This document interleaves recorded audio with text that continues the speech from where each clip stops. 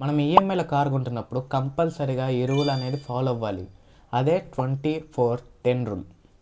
ఇందులో 20 అనేది నీ కార్ అమౌంట్ అయితే ఎంతైతే ఉంటుందో దాంట్లో 20% నువ్వైతే డౌన్ పేమెంట్ కట్టేసి ఉండాలి.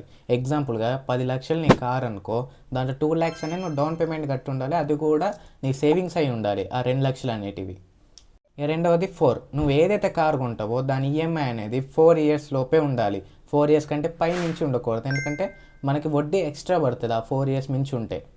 మనం 4 years టెన్యూర్ పెట్టుకొని దాంట్లో మన ఈఎంఐ అయిపోగొట్టుకుంటారు చూసుకోవాలి.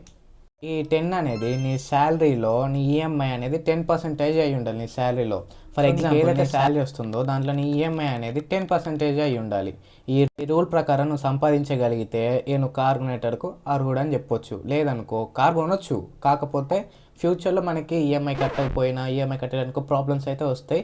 సో ఈ రూల్ని అయితే ఫాలో అయ్యి 24/10 రూల్ అని ఫాలో అయ్యి కార్ తీసుకున్నది చాలా బెటర్. ఈ రూల్ని కనుక ఫాలో అవ్వకుండా మనం కార్ తీసుకుంటే ఫ్యూచర్లో మనం చాలా ప్రాబ్లమ్స్ ఫేస్ చేయాల్సి అయితే వస్తుంది.